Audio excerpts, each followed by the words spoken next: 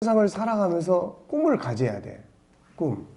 부모는 자녀들이 꿈을 갖기를 바라는데, 그래서 가장 위대한 꿈은 뭐예요? 하나님 아버지의 꿈. 그 하나님 아버지가 아버지의 꿈이 자기 아들한테 나타난 거예요. 그 아들이 누구예요? 아브라함이에요. 아브라함. 자, 우리가 간직하고 이루어야 할 가장 아름답고, 그래서 3장은 아브라함이 가졌던 위대한 꿈입니다. 우리가 간직하고 이루어가야 할 가장 아름답고 위대한 꿈은 하나님의 꿈, 예수님의 꿈, 성령님의 꿈이에요. 이 꿈은 세상을 구원하는 일입니다. 그래서 이 꿈을 세상에 계시해 주셨는데, 이 꿈이 하늘의 꿈, 하나님의 꿈이 이 세상에 가장 먼저 나타난 사람이 아브라함이란 말이에요. 아브라함. 아브라함에게 계시된 위대한 하나님의 꿈. 그래서 갈대아 우리에 살고 있던 아브라함. 그런데 그곳 조상에서 대대로 우상 섬기면서 살아왔던 이 사람한테 하나님의 꿈이 계시가 돼요. 어느 날 하나님이 찾아오셨어요. 그에게 하나님의 꿈을, 계획을, 비전을 알려줬어요. 내가 너로 큰 민족을 이룰 거다. 너를 통해서 땅의 모든 족속이 복을 받을 거다. 너를 통해서 메시아가 올 거고 하나님의 나라 운동이 완성이 될 거다. 온 세계 사람이 너를 통해서 이 일에 참여하게 될 거다. 아브라함은 새로운 비전을 가지고 이제 자기 고향을 떠나게 되죠. 자, 계시된 하나님의 꿈속에 들어있는 중요한 건 4가지. 첫째는 인류를 구원하겠다. 땅의 모든 족속이 너로 말미암아 복을 한다. 이것을 갈라디아 3장이나 로마서 4장에서는 바울 사도가 이것을 이제 모든 이방인들이 하나님께로 돌아오게 하는 하나님의 구원 계획을 아브라함한테 처음으로 알려주신 것이다. 이렇게 이제 말씀하고 있죠. 하나님의 꿈은 이 세상의 모든 사람이 구원을 받는 거죠. 땅의 모든 족속이 너로 말미암아 복을 받는다. 이것을 갈라디아 3장 7절에서 아까 이야기한 것처럼 바울은 믿음으로 말미암은 자들이 아브라함의 자손으로 이제 되는데, 이걸 하나님이 아브라함한테 미리 알려주신 거죠. 이게 하나님이 이방을 믿음으로 말미암아 의로 정하실 것을 성경에 미리 알고 먼저 아브라함에게 복음을 전하되 모든 이방인이 너로 말미암아 복을 받으리라 하였느니라. 그래서 마태복음 8장 11절에는 또 동서로부터 많은 사람이 이르러 아브라함, 이삭, 야곱과 함께 천국에 앉게 될 거다. 그래서 하나님은 그의 자녀인 아브라함에게 하늘 아버지가 가지고 계신 위대한 비전을 전해주신 거예요. 이 꿈과 비전이야말로 가장 위대한 비전이며 복을 받고 인생이 성공하는 길이에요. 자녀 교육의 가장 기본 철학은 이것이 돼야 되는 거예요. 이것이. 인류 구원을 향한 하나님의 계획을 이루기 위해 살아야 된다. 전도, 선교를 위한 삶을 살아야 된다. 이것을 교육해야 돼요. 자녀가 세계 속에서 세계적인 사람이 되기를 바란다면 우리는 자녀에게 세상을 구원하고자 하는 하나님의 꿈과 비전을 가르쳐 줘야 돼요. 그래야 자녀들이 세계를 향한 비전과 꿈과 역량을 가지고 살아갈 수가 있습니다. 두 번째는 아브라함에게 복을 주겠다는 말씀이에요. 이 아름다운 비전을 가진 사람들에게 하나님이 복을 주겠다고 약속하는 거예요. 복을 주겠다. 하나님은 아브라함에게 아름다운 꿈과 비전을 주시면서 그걸 이룰 수 있는 복을 약속했어요. 너로 큰 민족을 이루겠다. 너에게 복을 주겠다. 너의 이름을 창대하게 하겠다. 너는 복의 근원이 될 거다. 이게 이보다 더 위대한 축복이 어디 있습니까? 그러니까 자녀들이 잘 되길 바라고 복을 받길 바라면 이걸 가르쳐야 돼. 이걸 심어야 돼. 이거를. 네. 큰 민족을 이루고 내게 복을 주고 내 이름을 창대케 하고 사업을 하면 브랜드를 높여주고 네? 브랜드의 이름을 높여주고 그잖아요. 큰 민족을 이루고 복을 주고 이름을 창대하게 하고 복의 근원이 되게 했다는 약속은 얼마나 위대한 약속인가. 우리 모두는 나와 내 자손들이 이런 복을 누리고 싶어 하지 않는가. 그렇다면 이 복을 구하기 전에 먼저 하나님의 아름다운 꿈과 비전을 자기 것으로 만들어야 돼. 이 꿈과 비전이 결국은 이런 복을 가져오기 때문이에요. 선교하는 나라가 발전하고 선교하는 교회가, 선교하는 가정, 선교하는 기업이 복을 받고 선교하는 개인이 복을 받게 되는 거죠. 우리 선교는 하나님의 꿈과 비전이며 가장 아름다운 꿈과 비전이에요. 그러므로 자녀들이 잘 되길 바란다면 이 꿈과 비전이 삶의 기본 철학이 돼야 돼요. 이 그릇을 만들어 줘야 되는 거예요. 이게. 그 다음에 이제 하나님이 아브라함을 지켜주겠다는 거예요. 이제 이걸 이루기 위해서 다음에 주신 말씀은 아브라함에 대한 보장이에요. 인류를 구원하기 위한 꿈과 비전은 하나님으로부터 시작된 하나님의 꿈과 비전이에요. 그러므로 이것을 이루기 위한 인생을 살아가는 사람들은 사적 인생을 사는 사람이 아니라 하나님의 뜻을 이루기 위한 공적인 사람들이에요. 그러므로 하나님은 이들을 보호하시겠다고 약속한 거죠. 너를 축복하는 자에게 내가 복을 내리고 저주하는 자에게 내가 저주할 거다. 하나님의 보장이에요. 그러므로 누구든지 하나님의 도우심과 보장을 받기 원하면 그분의 꿈과 비전을 자기 것으로 삼고 살아가야 돼요. 자, 네 번째는 현재의 장소에서 새로운 땅 가나안으로 가야 한다는 거예요. 이제 중요한 건 이 꿈을 이루기 위해서는 갈대아우로 살던 고향 친척들을 다 떠나야 된다. 아브라함은 우상의 땅, 인본주의 땅에서 신본주의 땅으로 옮겨가야 했죠. 그래가지고 아브라함은 사명의 땅으로 옮겨갑니다. 사실 이거 쉽지 않은 결단이죠. 한 번도 가보지 않은 땅으로 삶의 터전을 옮겨간다는 것은 쉬운 일이 아니죠. 그런데 아브라함은 하나님을 신뢰했고 받은 말씀을 믿음으로 결단을 내려서 옮겨가죠. 이때 아브라함의 상황을 성경은 다음과 같이 설명합니다. 믿음으로 아브라함은 부르심을 받았을 때에 순종했다고 이야기를 하죠. 결국 인류를 구원하기 위한 복음운동은 가나안 땅으로부터 세계 속으로 퍼져나가게 된 것입니다. 자, 아브라함의 인생의 결과는 하나님이 주신 위대한 꿈과 비전을 자기 꿈과 비전으로 만들었던 아브라함의 삶의 결과는 어떻게 되었는가? 그는 가나안 땅에 들어와서 하나님의 약속대로 보호하심을 받았죠. 하는 일들의 복을 받았어요.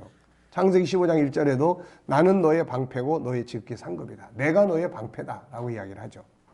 하나님은 항상 그의 편이 되어줍니다. 그가 전쟁을 하면 이기게 하셨고 그가 위기에 처했을 때는 그의 편이 되어주셨고 그가 실수하고 잘못했을 때도 그의 편에 서서 합력하여 선을 이루도록 돕습니다. 그리고 항상 복을 받게 했어요. 창세기 24장 1절에는 아브라함의 나이가 많아 늙었고 여호와께서 그의 범사에 복을 주셨다고 이야기를 해요. 그리고 약속하신 대로 그의 후손을 통해 메시아가 오게 되었고 그를 통해 수많은 민족들이 구원을 받아 천국의 복에 참여하게 됩니다. 무엇이 복을 받는 길이며 네 번째, 무엇이 성공의 길인가? 사람들은 누구나 성공을 꿈꾸고 복을 받고 누리기를 소원해요. 그럼 어떻게 사는 것이 성공적 인생이며 복을 받는 인생인가? 바로 아브라함처럼 자기 꿈이 아닌 하나님의 꿈과 비전을 이루기 위해 사는 거예요. 은혜 받으려고 하는 사람은 많아요. 또 은혜 받고 또 복을 받으려고 하는 사람은 많아요. 그런데 이 비전을 자기 비전으로 삼는 사람은 많지 않아요. 성경적 신앙과는 하나님을 믿을 뿐만 아니라 성경의 하나님의 꿈과 비전을 자기 것으로 받아들이는 것이 그게 성경적 신앙관이에요. 성경은 이 역사를 이루어가는 거라고요. 이 역사를. 누가 개인이 얼마나 복을 받았고 하나님 믿는 사람이 얼마나 잘 살고 이런 게 하나님의 관심사가 아니에요. 그 사명, 그 삶이 인류 구원이라고 하는 하나님의 계획과 연결이 되어 있느냐 안 되어 있느냐는 거예요. 이게 제일 중요한 핵심이에요. 이거. 우리도 이런 삶을 살자. 우리도 하나님의 꿈과 비전을 가져보자. 그리고 우리 자녀들도 이 꿈을 가질 수 있도록 교육을 해야 돼. 아브라함도 처음에는 자신만을 위한 이기적인 꿈을 가지고 살았죠. 그러다가 하나님으로부터 새로운 비전과 꿈을 들었고 아브라함은 그것을 자기 인생의 비전으로 삼아요. 이때부터 그는 사적 인생이 아니라 하나님의 뜻을 이루는 공적인 인생을 살게 되었고 자기만을 위한 비전에서 온 세계를 위한 비전으로 바꾸게 되고 이 비전 때문에 살던 곳 정리해서 이삭까지 갔고 이 비전과 꿈은 그의 인생을 성공하는 삶으로 만들어줬어요. 예. 그래서 우리도 이렇게 하면 된다. 잠깐 있다가 사라져갈 지나고 보면 없어져 버릴 자기만을 위한 비전과 꿈에서 온 세계를 향한 하나님의 꿈으로 바꿔보자. 이 안에서 자기 인생의 성공도 덤으로 따라오게 되기 때문이다. 예수님은 이것을 이렇게 이야기했죠. 먼저 그 나라와 그의 의를 구하라. 그리하면 이 모든 걸 너에게 더해 주겠다는 거예요. 그게 선교의 인생의 비전. 자, 넘어갑니다. 그 다음에 이제 이삭의 이야기죠. 이제 이삭. 창세기 12장부터는 아브라함, 이삭, 야곱의 이야기예요. 이 사람들이 뭔 꿈을 가지고 살았는지를 우리는 보고 그걸 배워야 된다고, 이거. 자, 아브라함이 가지고 살았던 위대한 비전과 꿈은 이제 그 아들 이삭에게 이어가게 되죠. 한 세대가 이제 떠나니까 다음 세대에 바뀌는 거예요. 이것이야말로 가장 위대한 가문이에요. 아버지에게 주어진 하나님의 위대한 계획이 그 아들에게 이어진다는 것은 얼마나 복된 역사인가. 아브라함의 인생의 성공은 두 가지인데 하나는 그가 하나님의 계획을 알고 그것을 자기 인생의 비전으로 삼고 살았다는 것과 또 하나는 그 비전을 이어갈 아들이 있었다는 거죠. 자, 이삭이 가장 위대한 비전을 받게 된 배경은 두 개예요. 첫째는 아버지 교육이에요. 아버지 교육. 아버지로부터 교육을 받은 거예요. 아브라함으로부터. 그러니까 하나님을 아버지로 믿는 사람이 아버지 하나님의 계획을, 비전을 모르고 있다. 이거는 안 되는 거죠, 이게. 그래서 성경적 신앙관은 이 역사관을 반드시 가져야 성경적 신앙관이 되는 거예요, 이거. 네.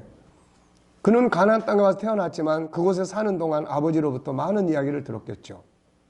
아버지 아브라함의 고향에 대한 이야기, 그 고향을 떠나 이곳에 오게 된 배경에 대한 이야기, 그는 스스로가 하나님과 아브라함의 언약의 제물로 바쳐질 뻔했던 체험도 했죠. 아브라함에게 역사하셨던 하나님을 보고 경험했죠. 이런 과정에서 그는 자연스럽게 아버지가 가졌던 비전과 꿈을 계속해서 교육을 받게 된 거죠.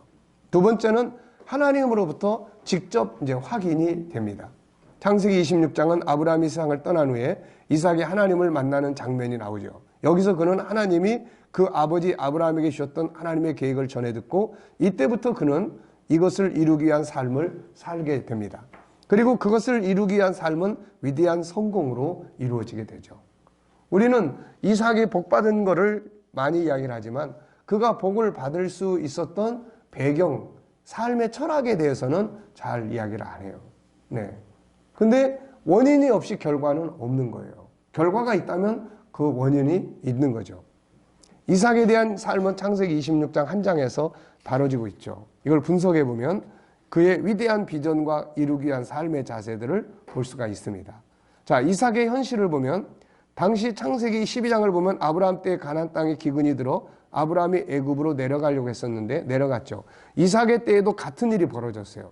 그래서 그 땅에 기근이 오자 이삭 역시 삶을 위해서 애굽으로 내려가려고 했습니다. 자, 창세기 26장 1절 2절이 그 설명하죠. 그런데 이제 하나님은 그걸 만류했어요. 이런 상황에서 하나님은 이삭을 찾아옵니다. 그리고 애굽으로 가지 말고 가나안 땅에 그냥 머무르라고 이야기를 하죠. 그리고 이 땅에 머물면 아브라함에게 약속한 것들을 이루어 자손을 번성하게 하고 이 땅을 기업으로 주겠다고 약속을 합니다. 여기서 가장 중요한 것은 그냥 복을 주겠다 이게 아니고 비전이 그에게 전해지죠. 네 자손을 하늘의 별과 같이 번성하게 하여 이 모든 땅을 내 자손에게 주리니 내 자손으로 말미암아 천하 만민이 복을 받으리라. 내 자손으로 인하여 천하 만민이 복을 받으리라. 이거는 아브라함에게 주신 비전이에요. 하나님이. 근데 이 비전이 이삭에게 다시 전해지는 거죠. 온 세계를 예수 그리스도를 통해 구원하고자 하는 하나님의 구원 계획이죠. 그러면서 하나님은 아브라함이 이 같은 하나님의 말씀 앞에 순종하고 명령과 계명과 법도를 지켰다고 말씀을 해요. 자, 이삭은 이제 이 비전을 자기 것으로 받아들여서 애굽으로 내려가지 않고 가나안 땅에서 머물기로 작정합니다. 가나안 땅이 언약의 땅이니까요. 이때부터 그 아버지 아브라함으로부터 들었던 하나님의 비전이 이제 자신의 꿈이 된 거죠. 그리고 이제 그 비전을 이루기 위해 살기로 결심하고 실행에 옮겼는데 그 첫 번째 사건이 애굽으로 가지 않고 가나안 땅에 머물렀어요. 그라는 가나안 땅 남부 도시예요. 남부 지역이에요. 이삭은 그 땅에서 농사를 짓고 짐승을 기르며 살았는데 하나님이 약속한 대로 엄청난 복을 받게 되죠. 이게. 그래서 그 땅에서 농사를 지었는데 그 해에 100배나 얻었다고 이야기를 하죠. 그 사람이 창대하고 왕성하여 마침내 거부가 됩니다. 네. 이게 얼마나 놀라운 일이에요, 이거. 우리가 기억해야 할 건 복은 하나님께로부터 나와요. 사람이 복을 창조하는 게 아니라 하나님께서 복을 주시는 거죠. 다윗은 모든 주권이 하나님께 있어서 부하게도 하고 천하게도 하고 귀하게도 하고 낮추기도 하고 다 하나님이 하신다고 이야기를 하죠. 사람이 복을 만드는 것이 아니라 사람은 복의 씨앗을 심는 거예요. 그것을 열매 맺게 하는 이는 하나님이에요. 하나님께서 왜 이삭에게 복을 줬죠? 이유는 한 가지입니다. 바로 이삭이 가진 하나님의 비전 때문이에요. 인류 구원이라는 하나님의 비전을 자기 인생의 비전으로 삼았던 이삭은 이제 하나님과 하나님의 관심과 사랑 그리고 그분의 보호를 받기 시작한 것이다. 이것이 인생의 성공의 비결이죠. 많은 사람들이 이것을 깨닫지 못하고 스스로 복을 만들어 보겠다고 노력하고 있으나 결국에는 지치고 실패하게 되는 것을 보게 됩니다. 때로는 재물은 많이 얻을 수 있지만 타락하고 방탕함으로 인생에서는 실패하는 경우도 있죠. 하나님의 비전을 가진 사람들은 그렇지 않아요. 올바르게 사용하고 활용해야 될 비전이 있기 때문에 그렇습니다. 자, 세계를 구원하기 위한 비전을 가진 이삭의 삶의 자세 결과. 세계라고 하는 것을 비전이 이제 되는 거예요. 세계. 예? 이 세계를 향한. 그래서 이때부터 이제 이삭은 여기에 맞는 삶을 살아요. 성실, 진실, 부지런함, 화평. 하나님의 비전을 품고 사는 사람들은 성실하고 부지런하게 살죠. 그리고 화평의 삶을 삽니다. 그래야 그들이 푼 비전을 이루어갈 수 있기 때문에 그래요. 이삭을 시기 질투하는 지역 사람들이 있었고, 그런데 쫓아냈지만 이삭은 그들과 화평을 이룹니다. 자, 38페이지. 결과는 놀라웠죠. 이삭을 시기하고 질투하고 쫓아내던 사람들이 다시 이삭을 찾아와요. 그래서 화평의 조약을 맺자고 머리를 숙여. 이들이 찾아온 이유는 하나님이 이삭과 함께 하시는 것을 봤기 때문이죠. 자, 그들은 이삭을 주목하고 살았어요. 그런데 이삭이 하는 일들이 항상 잘 됩니다. 이유는 이삭의 하나님이 함께 한다는 것을 깨닫고 이삭과 친하게 지내는 것이 좋겠다고 생각을 찾아온 거죠. 자, 이 사건을 보면서 우리가 생각나는 교회가 바로 빌라델비아 교회죠. 이 교회는 특징이 뭐예요? 작은 능력을 가지고 있지만 주님의 말씀을 이루기 위해서 몸부림치고 어려움 속에서도 그분의 이름을 배신하지 않고 믿음과 사명을 지키는 걸 보시고 하나님이 그 앞에 문을 열어두시겠다고 하신 거예요. 이삭은 승리자가 됩니다. 이유는 뭔가? 하나님이 그의 편에 계셨기 때문이죠. 하나님이 그의 편에 계신 이유는 뭐예요? 이삭이 인류의 구원에 대한 하나님의 간절한 비전을 자기 비전으로 삼고 살았다는 데 있습니다. 인생의 성공은 올바른 비전과 목표에 있어요. 세계에서 가장 위대한 비전과 목표는 뭔가? 바로 인류를 구원하고자 하는 비전이에요. 우리가 이 비전을 가지고 살 때 하나님은 우리의 편에 서시고 그는 승리자가 되는 겁니다. 자, 5장으로 넘어가겠어요. 야곱이 가졌던 위대한 꿈. 네. 야곱은 또 어떤 꿈을 가지고 살아온 사람이냐. 네. 자, 야곱이 가졌던 위대한 꿈, 할아버지 아브라함이 가졌던 아름다운 비전, 아버지 이삭이 가졌던 아름다운 비전이 이제 야곱에게 이어집니다. 참으로 성공적이고 위대한 가문이죠. 이렇게 될 수 있었던 이유는 세 가지인데, 하나는 뭐예요? 가정교육이에요. 당시에 뭐 이삭, 야곱은 다 뭐 학교가 있었겠어요. 다 가정에서 아버지로부터 교육을 받은 거죠. 그 아버지는 다 뭘 교육해? 하나님 교육, 비전 교육. 하나님으로부터 받은 인류 구원에 대한 비전을 교육한 거죠. 특히 야곱 같은 경우에는 이렇게 될 수 있었던 이유는 세 가지인데, 하나는 가정교육이고, 둘째는 하나님과의 만남이고, 세 번째는 자신의 선택이에요. 특히 야곱 같은 경우에는 본래 이 사명의 상속자가 아니었는데, 이 사명의 상속자는 에서였는데 야곱에게로 넘어간 거죠. 네. 자, 야곱의 선택, 야곱의 생각과 선택. 본래 이 사명의 비전의 상속자는 야곱이 아니고 에서입니다. 그런데 에서가 이 비전을 갖지 못하고 야곱이 비전을 가지고 살죠. 이유가 뭡니까? 야곱은 조용한 사람이었고 에서는 항상 사냥하러 밖으로 돌아다니는 사람이에요. 위의 말씀은 야곱은 조용한 사람에서 주로 장막에 거했다고 말씀하고 있다. 조용한 사람이 장막에서 뭐 했겠어요? 맨날 잠만 잤겠습니까? 생각을 많이 했죠. 무슨 생각이에요? 인생의 가장 중요한 건 뭔가요? 무엇이 가장 소중한 것인가요? 히브리서 11장에는 아브라함과 이삭, 야곱이 함께 장막에 거했다고 이야기를 해요. 네. 1장 11장 9절에 보면은 믿음으로 그가 이방의 땅에 있는 것 같이 약속의 땅에 거류하여 동일한 약속을 유업을 함께 받은 이삭, 야곱 더불어 장막에 거했어요. 함께 거하는 동안 아브라함은 뭔 이야기를 했겠어요? 손자들에게 고향 이야기, 하나님과의 만남을 통해 비전을 가진 이야기, 자기 가문에서 메시아가 탄생한다는 이야기, 온 세계가 구원받게 된다는 이야기, 천국 이야기 등을 했을 것이고, 야곱과 에서는 이런 이야기를 들으며 성장을 했을 거예요. 그러나 에서는 그런 이야기에 별 관심이 없었고 들에 나가 사냥하는 것이 좋았고 그것이 그의 생각을 지배하죠. 반면에 야곱은 그런 이야기를 들으며 그 비전과 꿈을 자기가 이어갔으면 좋겠다는 생각을 하게 됩니다. 하나님을 자기 하나님으로 삼는 비전과 인류 구원이라는 하나님의 계획을 자기 비전으로 삼고자 한 거죠. 결국 그의 이 같은 선택은 장자권 매매라고 하는 결과를 가져왔고, 당시 종교적 부족의 특징은 부모가 가지고 있는 종교적 사명과 권리를 장자가 이어가게 되어 있었기 때문이에요. 야곱은 할아버지의 비전, 아버지의 비전을 자기 것으로 삼기 위해서 형의 장자의 권리를 사게 됩니다. 야곱은 형에게 장자의 권리를 샀지만 결국 자신이 이루고 싶은 가장 위대한 비전을 산 거예요. 사실은 비전을 산 거예요. 무엇을 얼마나 얻을 것인가 보다는 무엇을 위해 살 것인가를 먼저 생각할 수 있어야 되는 거죠. 왜냐하면 올바른 가치가 위대한 성공을 가져오기 때문이에요. 자, 비전을 이루기 위한 야곱의 인생의 여정을 보면 아버지 이삭으로부터 장자의 축복 안소를 받고 그 다음에 망명을 가게 되죠.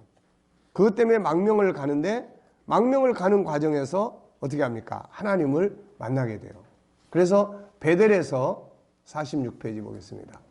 베델에서 하나님을 만나면서 하나님이 그에게 주신 말씀을 보면은 이 비전을 또 주는 거예요. 이 비전을. 13절에 보면 또 본즉 여호와께서 그 위에 서서 이르시되 나는 여호와니 너의 조부 아브라함의 하나님이요 이삭의 하나님이라. 네가 누워있는 땅을 내가 너와 내 자손에게 주리니 내 자손이 땅의 티끌같이 되어 내가 서쪽 동쪽 북쪽 남쪽으로 퍼져갈지며 땅의 모든 족속이 너와 내 자손으로 말미암아 복을 받으리라. 천하 만민이 너와 내 자손을 인하여 복을 받아요. 똑같은 비전이 아브라함, 이삭, 야곱에게 계속 주는 거예요. 계속. 오늘 우리는 어때요? 나 홀로 선교입니까? 자녀들에게 이걸 계속 주입을 시키고 있습니까? 계속 교육을 해야 돼요. 가족 전체의 기도 제목. 그걸 이루기 위해서 뭘 할 거냐? 그걸 이루기 위해서 뭐라고 살 거냐? 그렇다고 몽땅 선교사가 돼서 밖으로 나가는 것만이 그 말을 하는 게 아니에요. 우리는 각양 모두가 다 할 역할들이 다 있어요. 비즈니스도 있고 직장 생활도 있고 또 뭐 공무원도 할 수 있고 의사도 할 수 있고 또 노동자로서 삶도 살아갈 수 있고 그렇지만은 그렇게 사는 이유는 뭐냐는 거야. 뭐냐는 거예요. 바로 복음 증거고 그 다음에 선교예요. 이거. 예. 형태는 다양해. 어떤 사람은 직접 예수님도 마태복음 10장에 제자들을 보내면서 다 제자가 되라 이렇게 한 게 아니에요. 거기에 또 냉수 한 그릇 대접하는 사람도 있는 거고 각양각색의 사람들이 다 모여서 뭘 위해서 일하는 거예요? 천국 복음이 온 세계에 전파되기 위해서 일을 하는 거예요. 이게. 그러니까 이런 비전이 아버지가 아들에게 아들이 또 그 손주에게 계속해서 교육이 이루어져 가는 것. 이게 성경적 신앙관이에요. 이게 성경의 신앙관. 자, 그래서 야곱은 이제 이 비전을 가지고 이제 인생을 살죠. 그래서 이 비전 때문에 반드시 비전과 함께 따라가는 게 있어요. 하나님이 너에게 복을 줄 거다. 너의 이름을 창대하게 해줄 거다. 너를 지켜줄 거다. 네. 그러니까 항상 이게 이제 같이 따라다니는 거예요, 이게. 자, 네 번째는 하나님이 함께 하심으로 야곱이 하는 일들이 성공하게 되죠. 하늘의 비전을 자기 비전으로 삼고 거기에 맞도록 살아가는 사람들에게 나타나는 결과는 뭔가? 이미 하나님은 이런 사람들에게 약속한 것들이 있어요. 아브라함한테 너에게 복을 줄 거다. 또 이삭에게 너에게 복을 줄 거다. 또 야곱에게 누워있는 땅을 내가 너와 내 자손에게 줄 거다. 네. 항상 이거 약속하는 거예요. 하나님이 또 함께 해주겠다. 너를 저주하는 자는 내가 저주할 거다. 내가 너와 같이 있을 거다. 네. 그래서 하나님이 함께 해주고 머무는 곳이 잘 되게 해서 주인이 인정하게 되고 왜냐하면 이런 사명의 비전을 가진 사람이 아무렇게나 살지 않을 거라고요. 이게. 그리고는 자기 기업을 이루게 돼요. 위기에서 하나님 보호해줘요. 이런 것들이 바로 하나님의 꿈을 인생의 비전으로 삼고 살아가는 사람들의 삶의 모습이에요.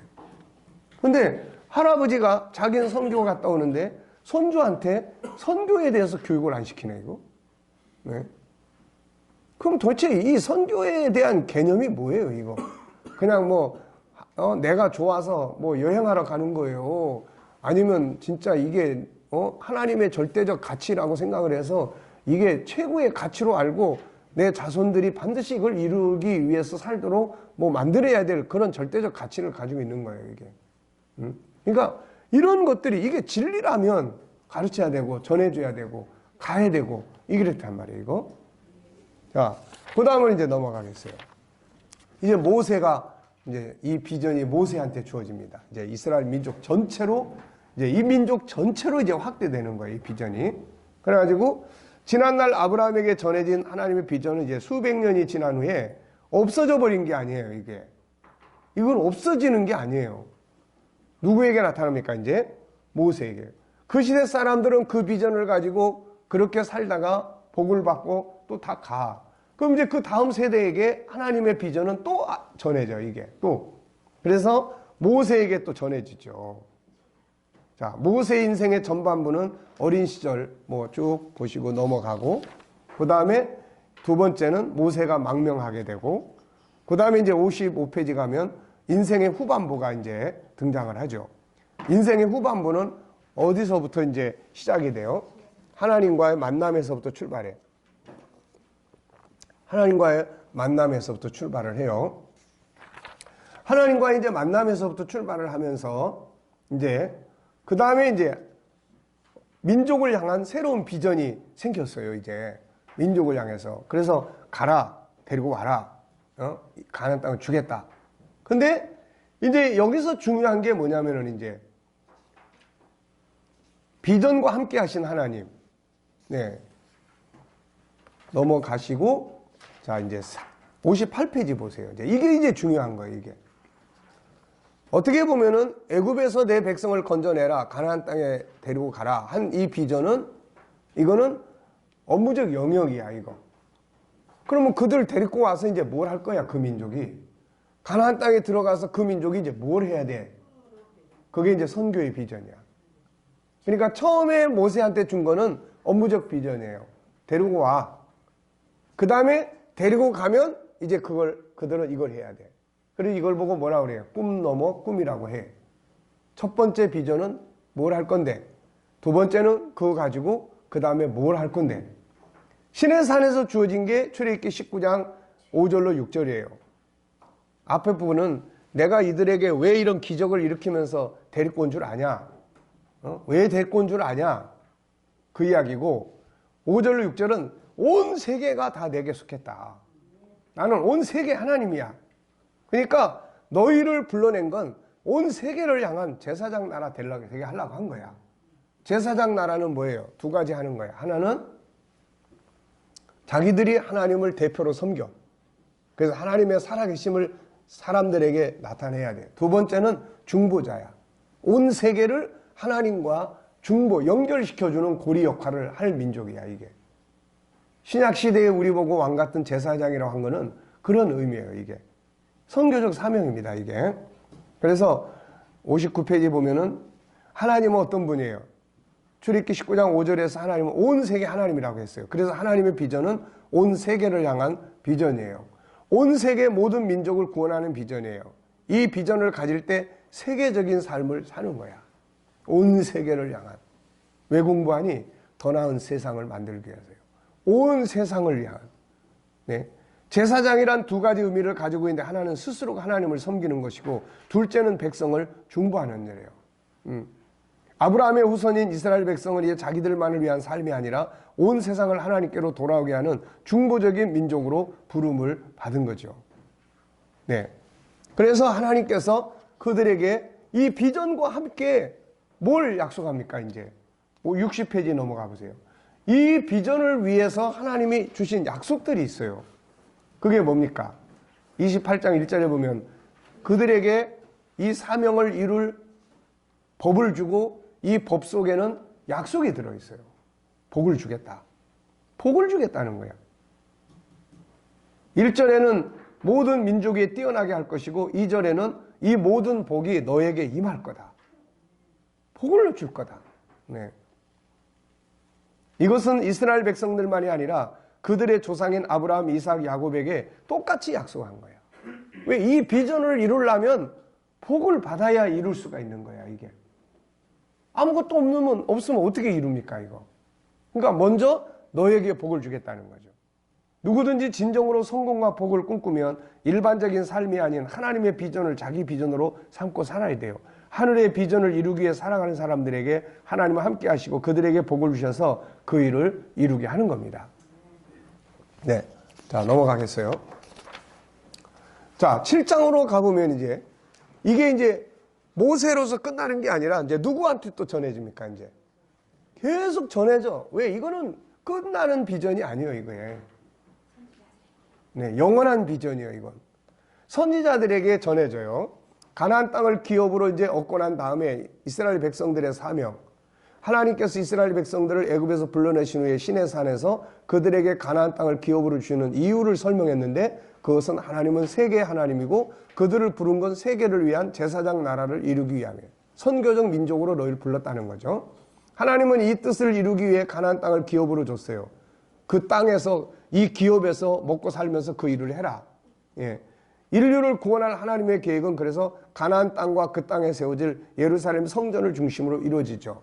그래서 이사야 선지자는 예루살렘에서부터 여호와의 말씀이 온 세계로 흘러갈 거다라고 이야기를 전달을 했어요. 그러나 안타깝게도 가나안 땅에 들어간 이스라엘 백성들은 이 사명을 제대로 감당하지 못하고 오히려 가나안 땅의 문화에 동화되면서 심판을 받게 되죠. 사명 감당 안 하니까 이게 이 사명이 이 민족의 소금의 맛인데 이걸 안 해버리니까 이게 버려서 밟히는 거죠, 이거.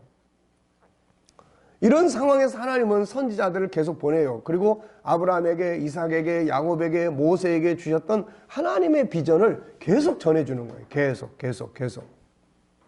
결국 메시아가 온다. 복음이 온 세계에 전파된다. 세계가 하나님께로 돌아온다. 하나님 나라 운동이 완성된다. 구원받은 자들이 유업을 얻게 된다. 그 나라의 역사에 동참한 자들이 영원한 영광과 상을 받게 된다. 계속 이걸 알려주는 거야.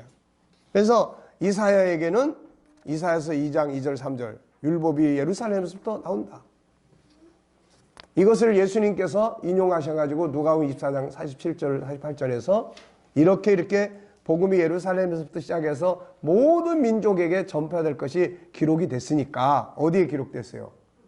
이사야서 2장 3절 4절에 3절에 기록이 됐으니까 너희가 이걸 이루라는 거야. 우리도 마찬가지예요. 이런 말씀이 예언이 됐으니까 너희가 이걸 이루라는 거야. 사도행전 1장 8절에도 성령 받으면 유다 사마리아 땅끝까지. 이사야 11장 10절에는 열방이 그에게 돌아온다. 모든 민족이 돌아온다. 바울이 이 말씀을 인용해가지고 또 로마서 15장 12절에서 모든 열방이 돌아오게 한다. 내가 왜 이 비전을 갖고 로마를 거치고 서바나까지 가려고 하느냐. 이유는 이거다. 모든 열방이 하나님께 돌아온다고 했으니까 난 그걸 이루려고 그 일을 위해서 달려간다. 그런 이야기죠. 성경적 신앙과는 성경에 있는 이런 말씀들을 이루어가는 신앙이에요. 이거. 뭐 나 혼자 말씀 듣고 말씀 은혜 받고 뭐 행복하다 즐겁다 감사하다 이게 아니에요. 이게. 네. 그래서 애들이 주일학교 애들이 선교의 비전을 꿈꿔야 됩니다. 이게 안 되면 안 돼. 이거. 그 비전이 없이는 공부 잘해가지고 하나님 떠나버리면 뭔 소용이 있어요, 이거 다. 예. 그래서 앞으로 우리도 그래서 아까 이야기하다 말았는데, 초등학교 5학년쯤 되면 일단 선교 현장을 한번 다 갈 수 있도록 1학년 때부터 기도하고 준비를 시키고, 중학교 때 한번 또 보내고, 그리고 고등학교 때 한번 또 가고, 일단은 이런 과정을 거쳐서 선교 현장을 보게 만들고, 그러면서 준비하게 하고, 이런 과정들을 아주 강화시킬 생각이에요, 이게. 그래서 이런 것들을 위한 비전 스쿨을 만들고, 이렇게. 그래서 이런 것들을 통해서 아이들이 선교 현장에 대한 비전이 이 속에서 생기기 시작을 하면, 그다음부터는 나는 그걸 위해서 뭘 공부를 해야 돼. 난 가서 보니까 치료를 해야 돼. 나 의사 될 거야. 그걸 위해서 내가 과학적인 사람이 돼서 뭘 도와줄 거야. 난 비즈니스에서 돈 벌 거야. 이런 어떤 것들이 만들어지게 되는 거예요, 이게. 근데 이게 없으면은 잘 돼도 잘 되는 게 위험한 거예요, 이거. 잘 되면 잘 될수록 방탕하고 다 떠나버리니까. 네. 반드시 이거 해야 됩니다. 이번에 우리가 반드시 해야 될 일 많이 지금 만들었어요. 반드시. 묵상 반드시 이거 해야 되고, 소금과 빛 만드는 작업 해야 되고, 그걸 하기 위해서 말씀 묵상해야 되고, 요거 심어야 돼, 이거. 이게 속의 엔진처럼, 그래야 소금과 빛으로 살 수 있는 이게 철학이 생기는 거예요, 이게. 자, 그래서 요런 이야기 쭉 있어요. 그 다음에 미가는 미가서에서 미가서 4장 1절 2절에서 이사야하고 똑같은 예언을 했습니다. 그 다음에 아모스도 또 이야기를 했어요. 만국을 기업으로 얻으리라. 만국이 돌아온다. 신약에 보면 예루살렘의 지도자였던 야고보가 이걸 인용을 해서 이방인들이 복음을 받게 되는 이유는 이런 하나님의 계획 때문에 그런 것이다. 우리가 그들이 돌아오는 길을 막으면 안 된다. 이렇게 이제 예루살렘 회의를 하게 됐던 거죠, 이게. 그 다음에 호세아 선지자. 호세아도 역시 호세아 2장 23절에서 백성 아니었던 사람들이 돌아온다. 이방인들이 돌아온다는 거야. 이거를 이제 바울과 베드로가 또 인용을 해서 이런 예언의 말씀이 있는데 그래서 이방인들이 돌아오는 거다. 이렇게 이제 인용을 해서 이제 설명을 하는 거예요. 그러니까 이 사람들의 사역은 구약을 이루기 위한 삶이에요, 이게. 하나님의 계획을.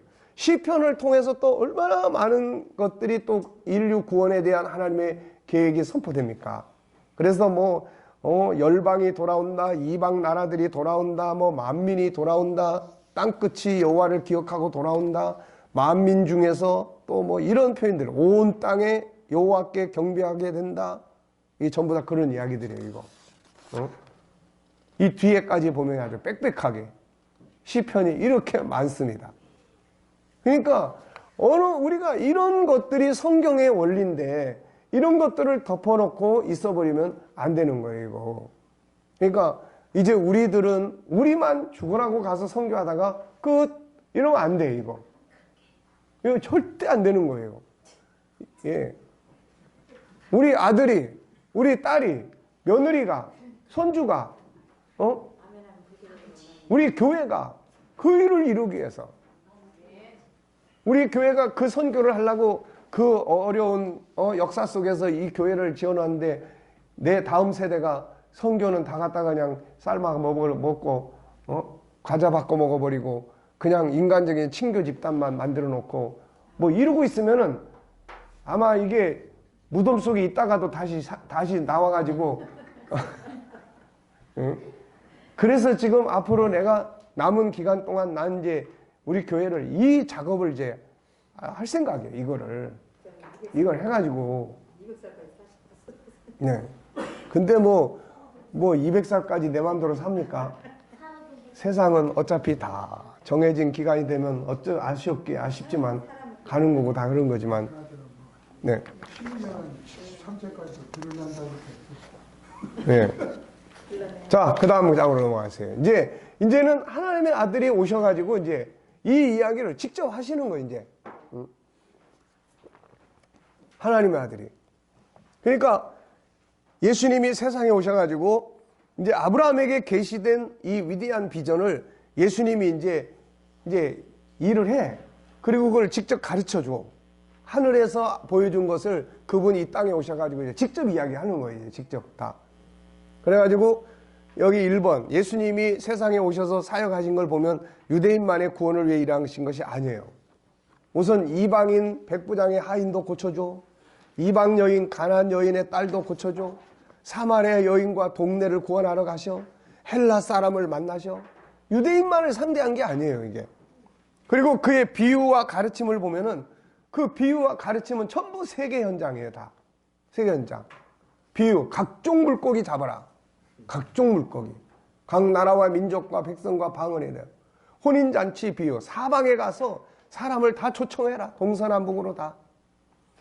그 다음에 세 번째 제자들에게 직접 말씀하죠. 마태복음 28장에서는 가서 땅끝까지 모든 민족으로 제자를 삼아라. 마가복음 16장에 가보면은 뭐라고 해요? 천하만민에게 복음을 전파하라. 누가복음 24장에는 이사야의 예언을 인용하셨어요. 이렇게 기록되어 있으니까 너희가 이 일을 이루라. 사도행전 1장 8절에는 성령이 오시면 땅끝까지 가라. 그리고 약속을 또 줘요. 뭔 약속을 줍니까? 하나님이 아브라함한테 준 약속과 똑같아. 위대한 비전을 이루기 위해 일하는 일꾼들에게 약속을 줘. 뭔 약속을 줍니까? 20절에 내가 세상 끝날까지 너희와 항상 함께 있겠다. 이 약속을 하나님이 아브라함, 이삭, 야곱에게 똑같이 했어. 이 비전을 주시면서 내가 너와 함께 할 거다. 너를 축복하는 자에게 내가 복을 내리고 너를 저주하는 자에게 내가 저주하겠다. 창세기 26장 2절에도 똑같아.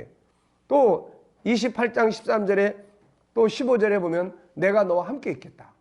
이 비전 때문에 함께 있겠다는 거예요. 함께. 요한복음 14장 16절에도 성령께서 강력한 파트너로 이 일을 이루도록 보내시겠다는 거예요. 그래가지고 성령께서 오시는 거 우리 뭐 혼자 잘 먹고 잘 살으라고 오시는 게 아니에요. 이거. 그분이 오시면은 진리의 영인데 너희와 함께 할 것이고 진리의 영이 오시면은 너희가 땅끝까지 내 증인이 되게 할 거다. 그것 때문에 오시는 거예요. 자, 우리에게 주신 위대한 비전, 기억해야 할 건 예수님이 제자들에게 주신 이 위대한 비전은 그들에게만 준 게 아니에요. 왜? 우리도 성경을 믿잖아요. 맨날 믿고 읽고 뭐 맨날 뭐 10독을 했다 20독을 했는데 이게 읽기는 많이 읽었는데 이 안에 있는 비전이 없어. 그러면 이거는 알맹이가 빠진 거야 이거. 응? 엉뚱한 독에 빠져버린 거예요. 몇 독 했다고 하는데 빠져버린 거예요 이게. 그러니까 이 속에 들어있는 하나님을 만나야 되고 이 속에 들어있는 하나님의 비전을 찾아내야 돼. 이게 올바르게 성경을 읽는 거예요 이게. 네. 그러니까 통독만 할 게 아니에요.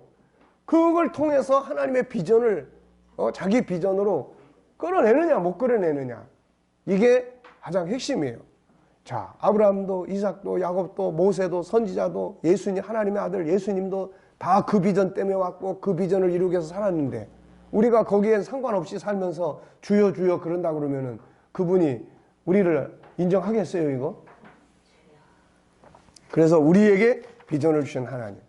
자, 8장 9장 제자들에게 전해진 위대한 비전. 이 제자들이 처음에는 이 비전을 가지고 예수님 따라다니는 게 아니야. 엉뚱한 욕심, 자기들의 나라 유다 다윗왕국 건설을 위해서 쫓아다니다가 이제 예수님 팔아먹고 엉뚱한 일을 했죠. 그러다가 나중에 그래도 예수님은 그들의 가능성을 보시고 기다려주신 거고 성령의 임재 87페이지 성령의 임재와 후반부 사이. 그러니까 우리가 예수를 따르는 목적이 세상 나라에다 초점을 두면 실패하는 거예요 이거. 근데 그분의 나라 그리고 그분의 비전을 이루기 위해서 가면 이건 그분에 의해서 이루어지는 거기 때문에 실패할 수가 없습니다. 자, 그래서 성령 받은 다음에 어떻게 했어요?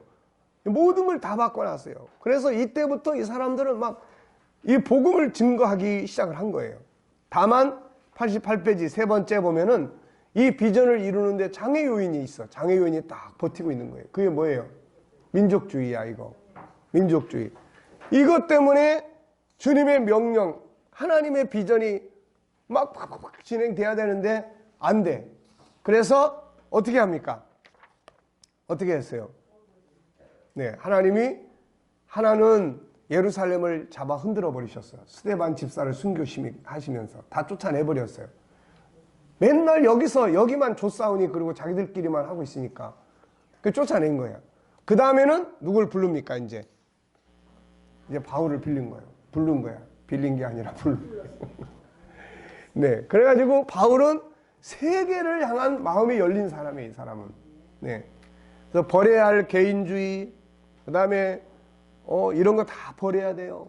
그 다음에 뭐 우리 교회 개교회주의, 개교회는 좋지만 세계 선교를 향한 이 비전은 다 똑같이 가져야 되는 거예요. 자, 그 다음에 10장으로 넘어가겠습니다. 이제 바울에게 전해진 위대한 비전이에요. 이거. 자, 그래서 같은 유대인인데 바울과 다른 갈릴리 출신들의 제자들하고는 좀 달랐어요. 이게.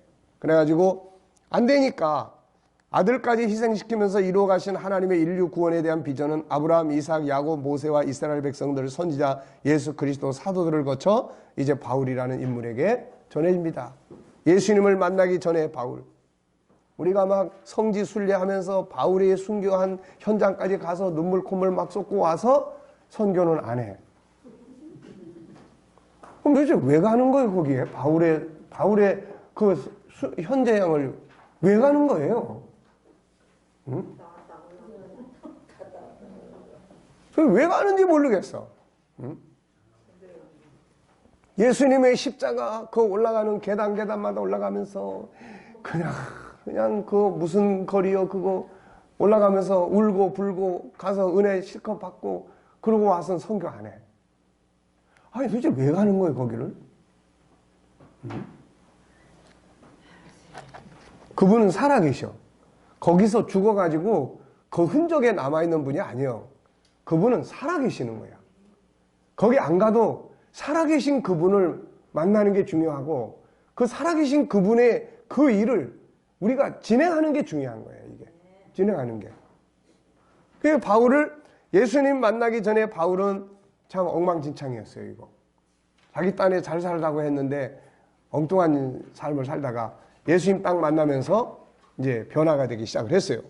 근데 변화가 딱 됐는데 이 사람의 변화된 이게 뭡니까 이제 새로운 비전을 알게 된 거야 이거. 네, 98페이지. 새로운 비전을 알게 된 거야. 그 전에 몰랐어. 유대인만을 위해서. 근데 새로운 비전을 알게 됐어요. 그가 알게 된 그리스도의 비밀. 그 비밀을 다룬 책이 에베소예요. 개개인에 대한 인간 개인에 대한 비전을 설명해 놓은 것이 1장 3절로 6절이야. 개인이 구원받아서 개인이 하나님의 영광에 참여하기 위해서 창세전에 선택받아서 이 땅에 왔고 마침내 하나님의 보좌 앞에 서서 영원한 영광을 누리게 되는 것이 우리 인간들이라는 것을 알게 된 거예요. 이게. 그 다음에 이제 3장으로 넘어가 가지고는 100페이지 보면은 전 세계 모든 인류를 향한 하나님의 계획을 알게 됐어요. 이 비밀은, 이 복음은 유대인만의 것이 아니다 이거. 온 세계에 전파돼야 되고 온 세계 사람들이 다 주께로 돌아오게 되는 것. 이것을 알게 된 거예요 이게. 그래서 6절에 보면 이 비밀은 이방인들이 복음으로 말미암아 그리스도 예수 안에서 함께 상속자가 되고 함께 지체가 되고 함께 약속에 참여하는 자가 되는 거다. 이방인들이 다 돌아와서 함께 참여하는 것이다. 바울은 하나님이 아브라함에게 알려주고 선지자들에게 알려주고 그 아들 예수 그리스도와 제자들에게 알려준 이 위대한 하나님의 플랜을 그는 알게 된 거예요. 이게. 그러니까 알았으면 이제 그 다음부터 어떻게 이게 이제 자기 비전이 된 거야 이게. 그래서 101페이지에 보면 그가 가진 새로운 비전. 이때부터 바울은 새로운 비전을 갖기 시작하는데 그 비전은 세계를 향한 비전이에요. 세계를 향한. 바울이 가진 비전을 보면 로마서 1장 13절에 보면 형제들아 내가 여러 번 너희에게 가고자 한 것을 너희가 모르기를 원하지 아니하노니 이는 너희 중에서도 다른 이방인 중에서와 같이 열매를 맺게 하려 함이로되. 지금까지 길이 막혔다. 헬라인, 야만인, 지혜 있는 자, 어리석은 자 다 내가 전파해야 될 빚진 자다. 네, 그러므로 할 수 있는 대로 로마에 있는 너희에게도 복음 전하기를 원하노라. 네. 그러면서 또 15장 8절부터 보면은 이제 그 복음 증거에 대한 자기 비전을 쭉 이야기를 합니다. 이 15장을 보면은 그러면서 자기 비전을 이야기를 쭉 해요. 그러면서 뒤에 보면은 이렇게 이야기합니다. 23절부터 보면 이제는 이 지방에 일할 것이 없고 또 여러 해 전부터 언제든지 서바나로 갈 때 너희에게 가기를 바라고 있었으니 서바나까지. 그때 서바나는 서쪽 끝이야 이거. 그 끝까지. 네.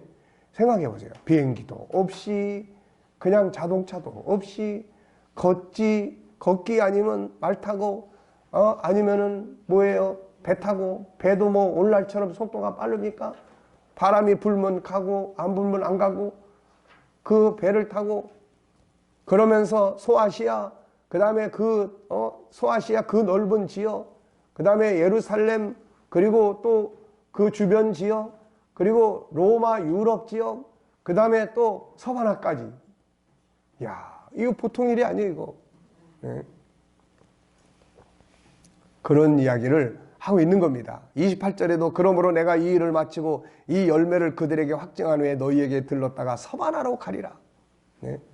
사역의 범위는 땅끝까지니까 그 범위를 온 세계를 향하신 하나님의 비전을 자기 비전으로 삼고 이것을 이루기 위해 순교의 제물이 되기까지 세계 선교 여정을 감당했어요. 1차, 2차, 3차, 4차, 5차에 이르는. 그리고 마지막에는 이제 떠날 시간이 가까이 왔다. 이제는 내 할 일을 다 했다. 네? 그럼 가는 거예요 이제. 그리고 그 아들 디모데에게 마지막 유언을 남기는데 그건 뭡니까?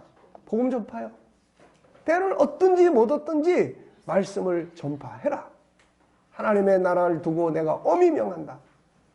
이거를 안겨준 거예요. 그러니까 우리 교회, 우리 목회하시는 분들은 교회를 멋지게 아름답게 잘하고 부흥하는 거 다 좋지만 선교하는 교회 시스템을 갖춰놓지 않으면 그거 안 돼, 이거는. 네. 믿습니까? 네. 담임 목사님만 실컷 선교 갔다 온 사진만 잔뜩 찍어다가 붙여놔봐야 그건 다 소용없는 거예요, 이제. 담임 목사도 이제 때 되면 다 이제 아브라함 옆으로 가버리니까 그 아브라함이 그럴 거예요. 어이, 자네 뭐 하다가 왔어? 그래도 나는 선교사 할 아들 하나 잘 키워놓고 왔어. 근데 자네 김 목사, 자네 아들 딸 잘 키워가지고 잘 먹고 잘 살게 만들어 놓고 왔네. 아이고, 그것도 일이라고 하고 왔어?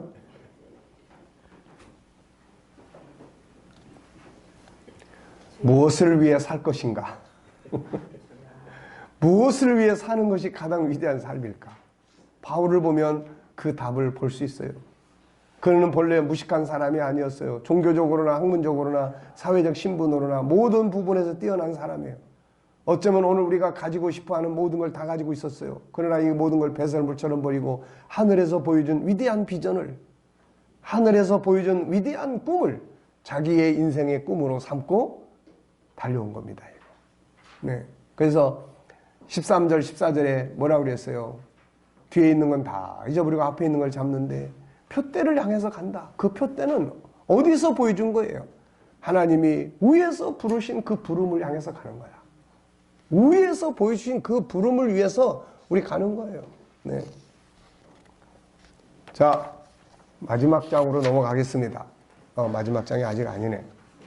자, 11장 사도 요한이 본 위대한 비전의 성취 현장과 오늘 우리 현장. 그러니까 완성된 위대한 비전, 아브라함에게 계시된 가장 위대한 비전인 인류 구원에 대한 하나님의 비전은 그 아들 이삭 그리고 야곱을 거쳐 모세와 이스라엘 민족에게 전달되고 이스라엘의 많은 선자들에게 전달되다가 마침내 메시아 예수 그리스도를 통해 진행되었다. 그 후에는 그의 제자들에게 전달되었고 바울이라는 새로운 일꾼을 통해 진행되다가 마침내 그 비전이 완성된 현장이 사도 요한에게 계시되었는데 요한계시록 7장 9절로 17절이 그 내용이다. 이거예요, 이거. 각 나라와 족속과 백성과 방언에서 수를 헤아릴 수 없는 큰 무리가 하나님과 어린 양의 보좌 앞에 엎드려서 하나님 앞에 다 모이는 거예요. 그리고 그들을 위해서 예비된 기업을 누리고 영생의 복을 누리는 거. 이게 하나님의 비전이에요. 이거. 처음에 아브라함에게 세계 모든 민족을 구원하고자 하신 하나님의 비전을 보여준 건 창세기 12장이고 이걸 다시 하늘의 별로 보여주시고 언약을 맺은 건 창세기 15장이에요. 그리고 이 하늘의 별과 같은 것을 보여주신 그것이 완성된 것을 본 사람이 사도 요한이에요. 2번, 시작부터 완성까지의 과정의 역사. 이 복음운동의 역사가 어떻게 진행이 됐나. 구약에서도 쭉 진행이 되어 왔지만은 사도행전에서 본격적으로 출발을 해요. 그래서 사도행전 시대 이렇게 이런 과정을 거쳐서 복음이 전파되었고 사도행전에서 나타난 선교에 있어서 교훈들, 구원운동의 주체는 하나님이다. 다 하나님이 하시는 거예요. 이게 하나님의 비전이기 때문에 그분이 그 일을 하시는 거야, 다. 선교에 명령을 주신 분도 주님이고 베드로가 고넬료의 집으로 가라고 지시하신 분도 하나님이고 안디옥 교회에서 바울과 바나바를 선발해서 파송하도록 지시하신 분도 성령님이고 유럽의 환상을 보게 해서 바울이 유럽으로 건너가게 한 분도 성령님이고 고린도에서 바울을 만나 격려하신 분도 주님이고 예루살렘에서 해포된 바울을 로마로 파송하겠다고 보이는 분도 주님이고 로마로 가는 도중에 끊임없이 바울을 통해 일하신 분도 하나님이고 우리에게도 저에게도 우리에게도 선교의 비전을 심어주신 분도 그분이시고 그분이 이걸 안 가르쳐줬으면 안 알려줬으면 우리가 어떻게 일을 하겠어요. 이거 예루살렘 교회의 정체성 문제점 생겼죠. 민족주의 때문에. 그래서 새로운 일꾼들이 등장합니다. 새로운 일꾼을 내가 하나면 또 누가 해. 하나님의 일은 중단될 수가 없어요. 그 다음에 선교는 이제 전략이 필요한 거예요. 전략. 어디서부터 누구를 통해서. 사도행전은 복음운동은 반드시 전략이 필요하다는 사실을 보여주고 있어요. 예를 들면 주님께서 예루살렘 교회보다 안디옥 교회를 세우셔서 이방 선교의 기지로 삼으시는 일. 이것도 전략이야. 예루살렘은 민족주의에 묶여가지고 안 돼. 바울을 유럽으로 먼저 보내서 복음을 전하게 하신 일. 바울이 먼저 아시아로 방향을 틀었다면 이거 골치 아픈 거예요. 이거. 네. 바울이 체포된 상태에서 로마로 보내신 것도 마찬가지. 이거 다 선교의 전략이에요. 바울이 계속 아시아에서 머물렀다면, 동남아시아 쪽으로 진행했다면 언어, 도로, 문화, 신변의 문제 훨씬 복음은 늦어졌어요. 안디옥 교회를 세우지 않았다면 유대인들의 민족주의는 이방인들을 향한 복음 운동을 한없이 늦어지게 했을 거예요. 바울이 스스로 로마에 가려고 했다면 돈 드는 거, 경호 문제, 시간 문제, 어려움을 겪었지만 죄수로 가도록 하심으로써 돈 한 푼도 없이 가게 만들어주신 거예요. 전부 전략입니다. 그래서 이런 전략에 의해서 복음이 전파되고, 2단계는 교부 시대로부터 540년, 이 540년이 로마 교회가 정치화되는 해예요. 그래서 교황이 처음으로 등장하는 해입니다. 이때 이제 이런 방식에 의해서 복음이 전파돼요. 사도 이후 로마 핍박, 콘스탄틴 황제에 의한 기독교 자유, 로마 교회의 분리, 그 다음에 로마 교회의 권력 강화, 그리고 이제 3단계는 이제 이때부터 1517년까지 이 로마 교회가 완전히 마귀 노릇하는 시대, 그리고 이런 시대 속에서 개혁자들의 등장, 이들에 의해서 복음이 전파되는 시대. 4단계는 개혁시대예요. 개혁시대. 공산주의 등장할 때까지. 그래서 루터를 비롯한 개혁자들의 등장, 사회 전반의 개혁, 신대륙, 발견, 이런 것들을 해서 침략자들에 의해서도 복음이 전파되고, 다양한 방법으로 복음이 또 세계 속에 전파되는 거예요. 유럽 열강에 의한 세계 식민지 시대가 오게 됐고, 식민 정책과 함께 부정적인 측면도 많았지만, 또 한편 식민 정책 하는 곳에 또 누가 와? 또 이 선교사들이 또 와. 이거 그래서 한 부분은 복음이 또 전파되고, 5단계는 이제 공산주의가 무너지면서 세계가 막 급속도로 이제는 이제 인터넷이라는 것, 이런 것들을 통해서 복음이 전파돼요. 그 다음에 6단계는 이제 공산주의 붕괴와 부흥운동의 역사를 통해서 오늘날 벌써 선교의 역사를 우리가 가만 보면 이제 다 문들을 다시 잠궈버리고 있는 시대를 우리가 지금 맞이하고 있어요. 중국도 마찬가지, 러시아도 마찬가지. 이제 개방된 이후에 막 급속도로 전파됐던 것들이 이제는 민족 종교에 의해서 다. 그리고 이제 마지막은 이슬람. 이슬람의 복음운동이 열려지면 이제 역사는, 구원운동은 끝나는 거예요, 이제. 그리고 마지막 남은 유대인들의 남은 자들의 구원. 지금 우리는 이런 시대 속에서 태어나서 이런 시대 속에서 일을 하고 있는 겁니다. 그래서 이런 속에서 우리 KDM은 특히 교육사역, 교회를 세워주기도 하고 여러 가지 부수적으로 하지만, 그것보다는 복음이 빠져있는 이 세계 속에, 세계 선교 역사 속에 이제는 이 복음을 심어주는 이 사명을 우리 KDM에게 하나님 맡기신 거예요. 그래서 이 복음을 변질시키지 않고, 우리는 신학운동을 하는 게 아니에요. 어설프게 신학하고 우리 복음을 같이 섞어놓으면 죽도 밥도 아무것도 안 돼, 이거. 그러니까 우리는 우리의 천국 복음을 어리숙하게 좀 전해야 돼. 이 천국 복음을 어리숙하게. 이게 필요해, 온 세상은. 네, 그래서 온 세계를 돌아다녀 보게 하시고, 결국은 이 세계 속에서 이 복음이 왜 이게 우리한테 맡겨졌는지를 하나님이 알게 하신 거예요. 그래서 이 천국 복음 확실하게 전하고, 그리고 이제 복음을 가진 자들의 삶이 너무 엉망진창이 많으니까 G7 운동을 통해서 올바른 복음을 가진 자들의 삶을 만들어 나가고 하는 거예요, 이제.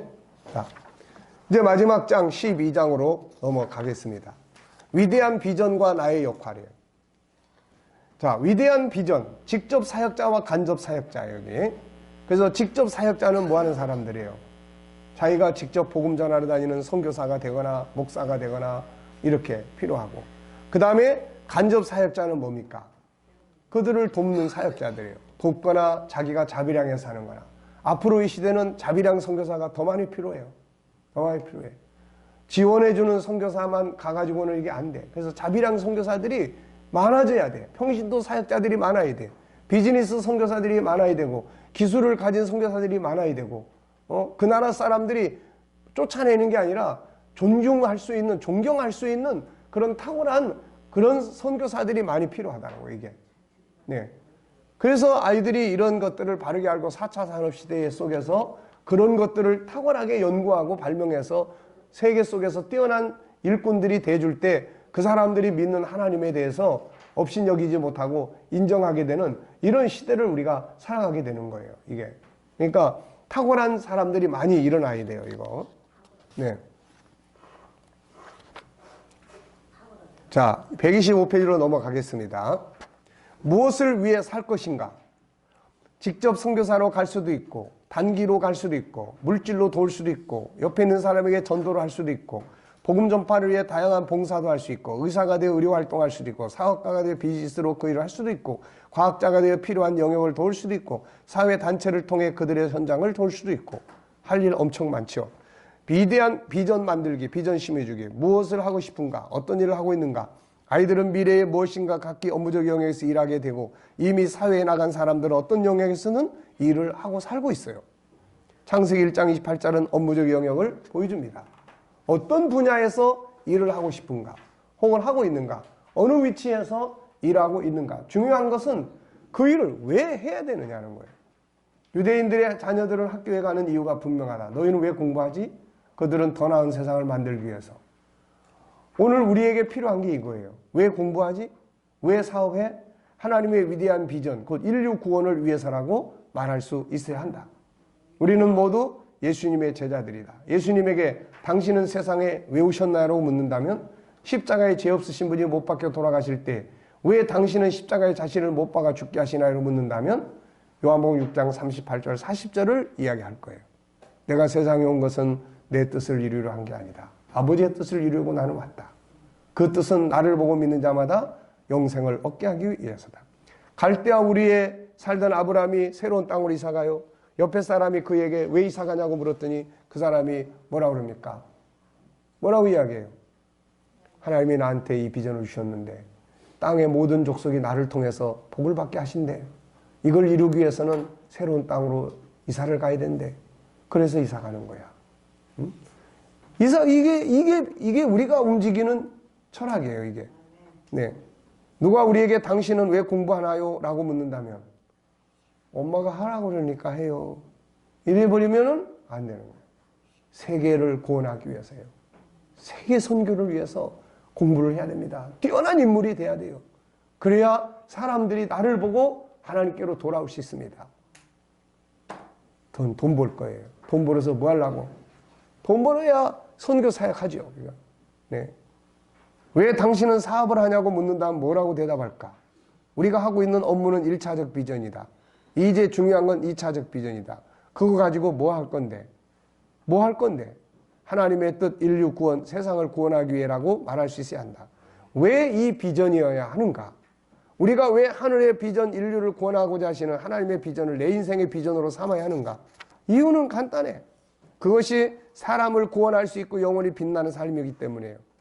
이게 하나님의 뜻이기 때문에 이건 없어지지 않아.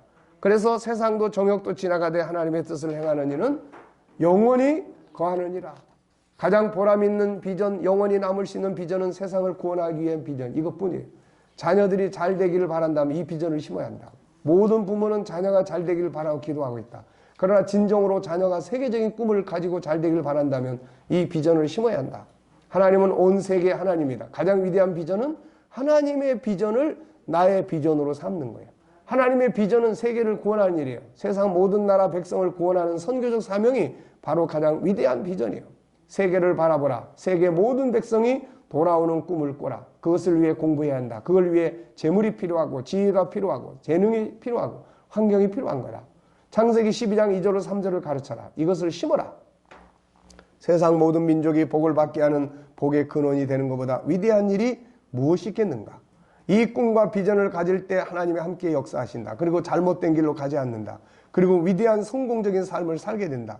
영원히 빛나는 영광에 참여하게 된다.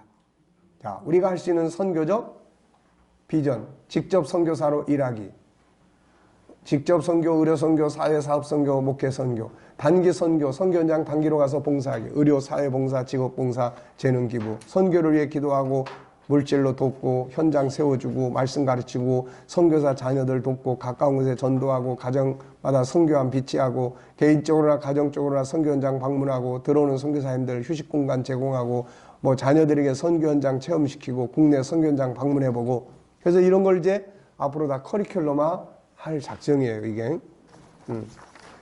자, 이제 이렇게 해서 다 이제 했습니다. 질문 있습니까? 예, 다 결론이야. 소금과 빛이 돼야 되고, 그 다음에 이제 묵상을 통해서 역동성을 만들어야 되고, 선교의 비전을 교육을 통해서 철저하게 심어야 된다. 그래서 선교함 각 가정마다 빛이 하는 운동부터 시작을 하고, 그래가지고 아이들이 동전 생기면 딸랑 떨어뜨리고, 그리고 그걸 모아서 매월 첫째 주일날은 선교하고, 그 매월 첫째 주간은 선교 영상도 보고 선교에 관한 것들을 보여주고, 또 필요하면 선교사님들이 와서 또 강의도 하고, 그래서 이런 운동이 이제 펼쳐져야 돼. 그리고 단기로 가고, 또 비전 트립을 통해서 그런 비전 또 스쿨을 통해서 이런 걸 더 철저하게 배우고 익히고, 그리고 말씀 묵상을 통해서 역동성을 갖고 아이들이 학업도 삶도 뛰어나게 발전할 수 있도록 키워야 돼, 이거. 세상의 학문과 세상의 학원과 이런 것만 가지고는 안 돼, 이거. 그러니까 이런 부분들을 우리가 이제 지금까지는 우리 자신이 이것저것 자원을 많이 이제 듣고 배우고 했으니까, 이제 듣고 배운 것들을 활용해서 사람을 제대로 키우는 이제 이런 역사들을 만들어 가야 될 겁니다. 있습니까? 네. 자, 여기까지 하고 마치도록 하겠습니다. 자.